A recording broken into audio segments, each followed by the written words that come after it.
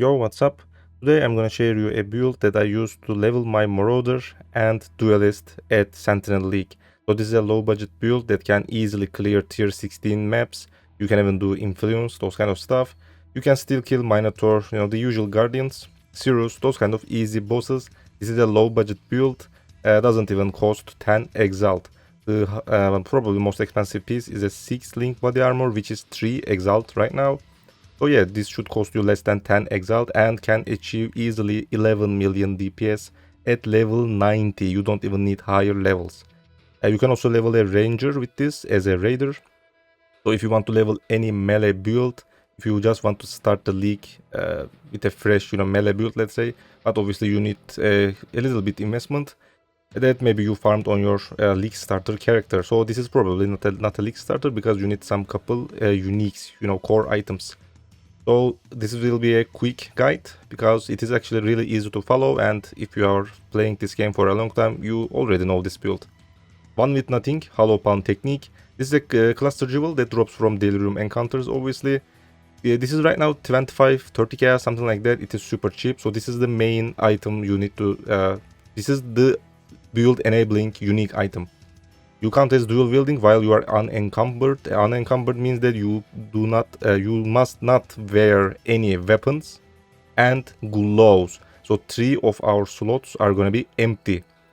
And that is one of the reasons the build is actually also cheap. More attack speed and plus flat physical damage to melee skills per 10 dex. So you need to stack dexterity, do not wear any weapons, and gloves. That's it. So we are gonna use dex stack items.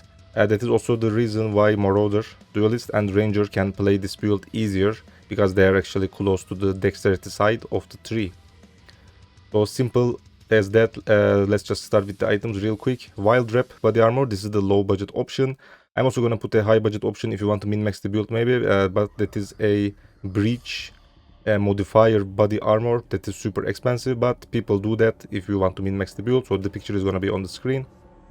But normally if you want to just start to play the build, and this is also enough to clear most content anyways, Wild Rep, Cold Res, attack speed, evasion, at movement speed, and obviously percentage dexterity and damage per dexterity, so good for dex stack builds. If you maybe at any point have some problem capping your resistances, because that can happen on this build, because most items are uniques, and again we do not wear any gloves, so you're also gonna miss some stats from that slot. Consider using a rare body armor with obviously dexterity, maybe percentage attributes, those kind of stuff, life, and the resistance that you are missing. So this is the body armor.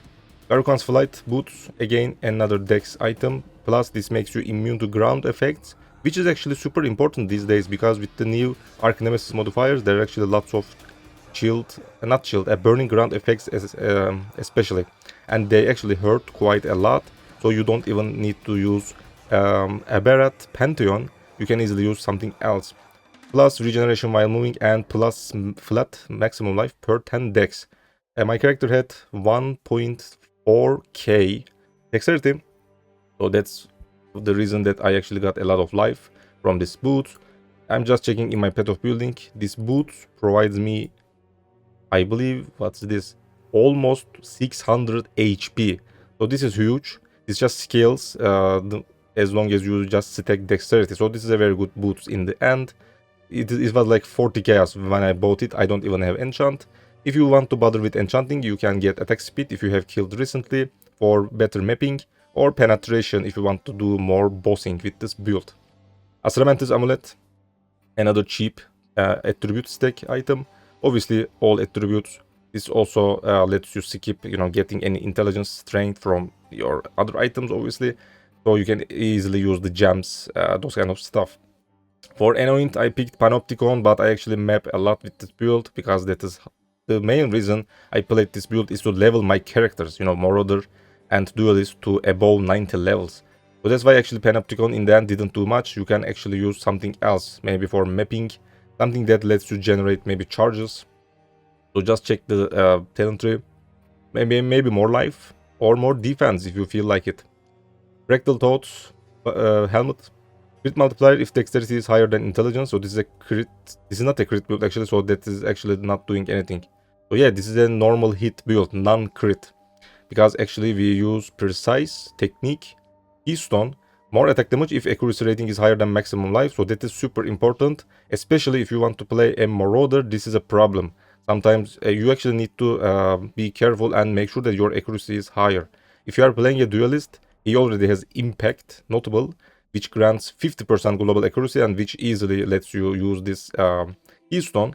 But on other characters, if you don't get any accuracy from talent tree maybe, if your HP is higher than your accuracy, then you actually lose millions of DPS. So you can just check your accuracy in game. Just click any offensive skill, and check that offense screen. It says main hand accuracy rating or something like that. Something like 4,000 something, 5,000 something. All right. If your HP is higher than that value, this keystone doesn't work. So make sure you don't get much HP. That is a downside of this build. You should probably have 4k life at 90 levels, more or less. But if you play Duelist, because he already has 50% accuracy, I believe I had 5,000 something accuracy on my Duelist. But on my Marauder, I had 4.1k, I believe. That's why I had to play my Marauder with 4k HP, nothing more. So yeah, make sure you have a higher accuracy, make sure you check it. Just maybe get a little bit accuracy on talent tree, or maybe use a rare jewel if you need a little bit kick for that accuracy. Alright, this is super important. Other than that, this helmet obviously provides more dexterity. If strength is higher than intelligence, make sure you do that. If you just follow the same talent tree and items, you don't even need to do anything special. Dexterity is usually higher than strength, obviously. Strength is higher than intelligence, yeah. And also more life per intelligence and damage per dexterity, yeah. Simple as that. With enchant, this helmet was 50 chaos. Ice crash, physical damage as extra, cold damage. That is probably the best enchant for DPS. This helmet provides me 3 million DPS on my 11 million DPS build. So very good item and very nice enchant in the end. By the way, you don't even have to play Ice Crash. You can play any other unarmed skills. Just check Exile Wikipedia maybe. Just check unarmed skills. But Ice Crash is easier to scale and you don't even need to do any gem swaps. I just wanted to play something simple and easy to start. This is a low budget starter build for Duelist and those other characters that I already mentioned. Final items, jewelry. For curse, I picked elemental weakness, so make sure you put it on your ring. You can also put frostbite curse. Those are available on rings easily. So just get a curse. This is a non-crit build, so assassin mark doesn't work. So a curse ring, elemental weakness, or frostbite plus resistances. You may want to stack resistances on your jewelry. Because again, most of our pieces are uniques and we don't even wear any gloves. So resistances, and if you can still push, maybe some dexterity or elemental damage with attack skills. Final belt. If you want some maybe more dexterity, synthesized bases are very good. But this was a little bit expensive. I bought this for 1 Exile, the base. I just used a couple of chaos worth of essences and that was it.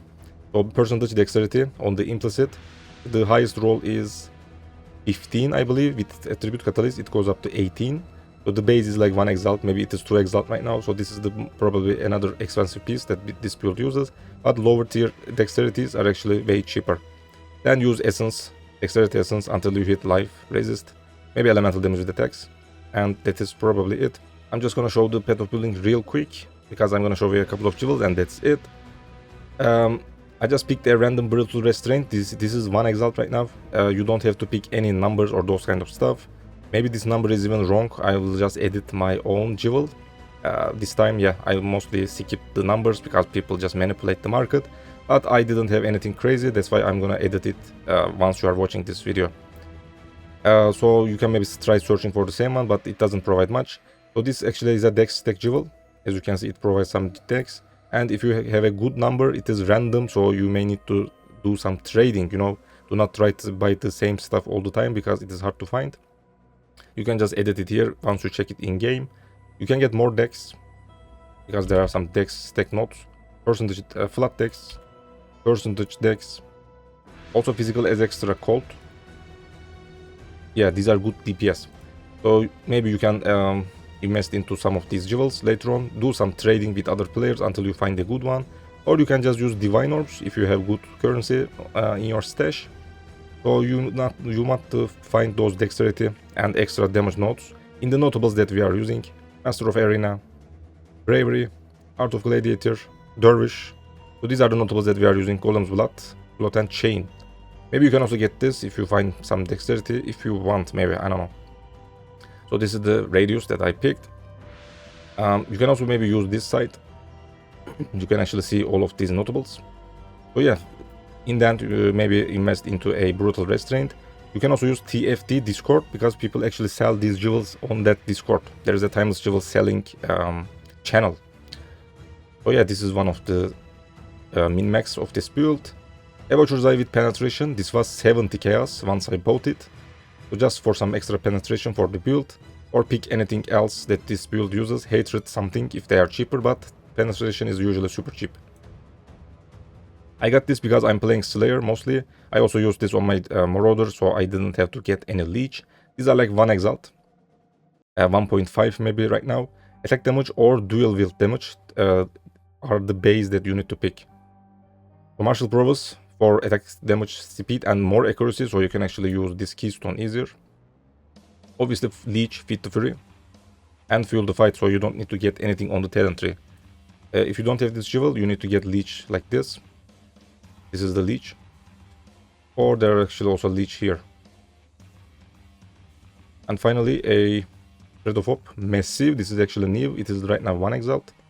So this is a very good location that you can actually use this. I actually found this later on after I made the build, so I figured out I should just use it. Life, penetration, aspect of links. You can obviously get this normally because the talent tree is already here, but yeah. More damage, attack speed, suppress. If you are still not capped, this build is actually a Mage Bane build because it is a dex stack build. So you can actually easily cap your suppress. As you can see, 90% suppress from Mage Bane alone. But if you need more suppress, just get this. This also provides movement speed, which is good for this build. Attack speed and accuracy, more accuracy is obviously nice. Also dexterity, so this is a very nice notable in the end. So just make sure that you need to have that accuracy amount, you know, so you can actually use this keystone. You can also check that here. Where is that? Yeah, my accuracy is almost 6k on a Slayer. It is actually, again, really easy to use this notable on a Slayer because he already has 50% accuracy. And yeah, this is pretty much about the Thread of Hope. There are also some notes here. Effect, non-curse auras, attack speed, life, and again, more accuracy and dex. So one final thing about the jewels. Forbidden Flash and Flame impact is super cheap. It costed me 1.5 exalt, the set. One of them were like 1 exalt, the other one was like 50 chaos. That's why I use this. If this is expensive, maybe skip this. That is how I actually use 5 different notables on Slayer. Easy culling. So that's why I actually picked this. If you don't have the jewels, play like this. Just get impact yourself. You keep culling maybe. Because this side is super important. Cannot be stunned. Unaffected by bleed. Attack speed. Overleech. This is what makes Slayer tankier. Pain of Legends. More damage. And also impact for that AoE and also more damage. Ice Crash is an AoE skill, so this is very important. But if you can afford any of the jewels, also get Headsman. Or maybe get this jewel if it is cheap. Impact was like, again, 1.5 exalt, the set, the 2 different colors. That's why I picked it. Flash and Flame jewels. That's it, thanks for watching. Obviously more guides are gonna come soon. This is a low budget guide, so expect a higher budget build later on. Maybe something that can also kill Feared, because this is a low budget starter build. Make sure you are in my Discord if you want to chat with me, and maybe if you have any more questions, because it is easier to chat in Discord. That is where you should ask me questions. I will see you later. Bye bye.